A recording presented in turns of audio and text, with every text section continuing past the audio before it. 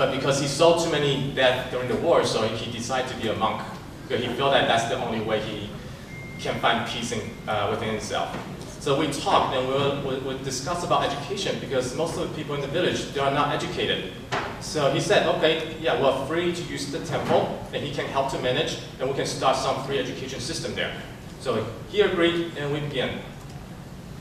Even until right now, about 50% of the students drop out before university because most of them, they don't have the money to go to university. So what is the point of them going to high school? So money is always a big problem.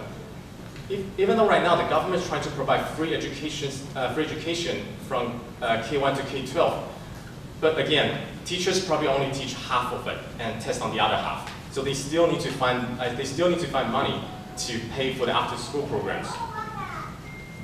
But it's not the teacher's fault because the teacher, they earn less than $200 a month. And imagine, they still need to buy phones. Yeah, phones or electricity, gas to travel around or buy food. But they're buying the same prices we're buying in the States. So it makes their life more difficult. Here are some of the students, just some of the students we had in the past few years. This young lady is called Onda. She was a bright student. Her English was pretty okay, but she has the concept that she wants to help the younger kids. So once we started the education system, she came and helped as a volunteer teacher, and of course we wanted to help her to study for the long run. But just a couple months later, she suddenly just disappeared. And we asked people around what happened. And they said, oh, because they have they ran out of money. So the father took the brothers to Vietnam border to work in the manufacturers, and she and her mother went to Thailand. And then a year later, we heard that she got depression. She probably just cried in the middle of the night, and then she couldn't function because she knew that if she stopped education, there's no way for her to get educated again. It's not like here, we still can go to city college to be educated and still get still be able to find a job, but not there. And here, there's another student. Her name is Vandi. She was from the capital city. Her parents had a little money from business, but business didn't go well. So she was sent back to the village to live with her grandparents. She was bright. She was probably the only student who can speak almost perfect English. But then, a year later, she dropped out because she has no money, and she was married off to some families to support herself and, of course, support her parents. And of course, we talked a lot because she was from the capital. She listened. She was on the internet, and then she wanted to receive a PhD degree. She wanted to promote women's rights. She wanted to educate the kids. But because of this, the money issue, she had to drop out of school, and that's pretty much her dream will always remain as a dream. And I'm sure these are just two cases I encountered, and I'm sure even right now, there are still a lot of young kids like them everywhere. So after that, we started this university scholarship program. It's actually not much. So here, Penin, he was one of our first scholarship students. Right before he graduated from high school, he came to us. He asked us if we can support him to go to university, and he would still go out to find a part-time job to support himself. And I asked him how much. So he told us about the school, the tuition fee, and I calculated less than $500. And I was thinking, $500, if every year I don't change my cell phone to iPhone, because iPhone was $800 to $900, then I can still put 2 students to school every year. And what if I only change the phone every 4 years? I can put more students back in school. So I did. I would support him for about 4 years. And then he was working, after he graduated, he was working in the bank. Until early this year, we hired him back as a manager for school, and of course we have the home visit programs, and we're now starting some small business for them to support them to have their own business, so the programs can start to self-sustain in the long run. And here is our teacher. His father passed away when he was young, and his brother, the only way to find money was to be a monk because people would donate money to offer money to the monks. So that's how his family received the money to support himself. But still, that's not enough. So he came to us saying that he wants to be a teacher because he realized he wanted to get out of poverty, and he knows that the only way to help the other students, other children to get out of poverty is to be educated.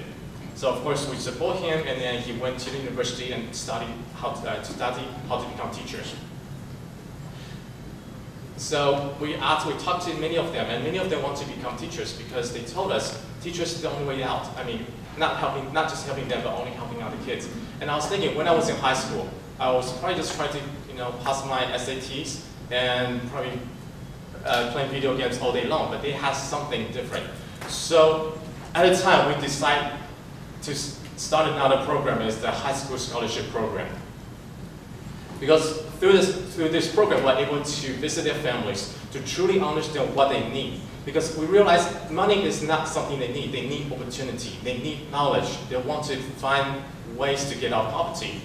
So we were also helping them with some small microloans, so they can buy fertilizers, and then of course they can pay back to the foundation, and then we can support other families. So this is just something we set up, because their living cost is low, and all they need is just to buy some rice to get by the day. And okay, so that's how we started. And when we started the program, as earlier I was mentioning, we started in the temple. And the temple let us use 6 classrooms. And in 6 classrooms, we had about 14 teachers, volunteer teachers. And of course, the word got out, and every day we have new and new students coming in. And there was a point that we have about 500 students. But the problem is, every month it's about we lose about 10% students due to the economy, but we also get new students coming in. So how we set up the program was, we sponsored when we hired teachers to teach the university level. And the university students, they start to volunteer to teach the high school, then high school teach the middle school students, and middle school students to teach the younger kids. Oh yeah, these are the younger kids too, pictures. And of course, it's free for them as long as they're willing to come to learn. Because we feel that this is the minimum thing we can do for them. And even nighttime. At the time, we don't have electricity because we're out there in the island. Now we do have our own generator, but at the time we had to use flashlight and lamps to study at night. But every day was still full. And after 2 years, we decided to build our own learning center. Because during rainy season, but our students cannot come because it was raining, rain was all in and out. So we built our own place, and of course we have generators so they can study at night. And these are some photos during the construction. And right now, this is our school. It's not big, but we have 3 classrooms in the first floor, and we have 1 big hall in the second floor. So currently, upstairs, we're trying to set up a library. And also it works as a daycare center for the elders to meet with the younger students, because we believe that there's so much wisdom can teach from the elders. And of course, the younger kids, they can learn who they are, where they are from, and what kind of culture. And of course, they can embrace it in the future. And of course, this was the first day that we started school, and all the kids were lining up to register. And as you can see, I love one thing. There's an international culture right there. No matter where we're from, there's always students not doing their homework and copy homework from another student. And here's a little video clip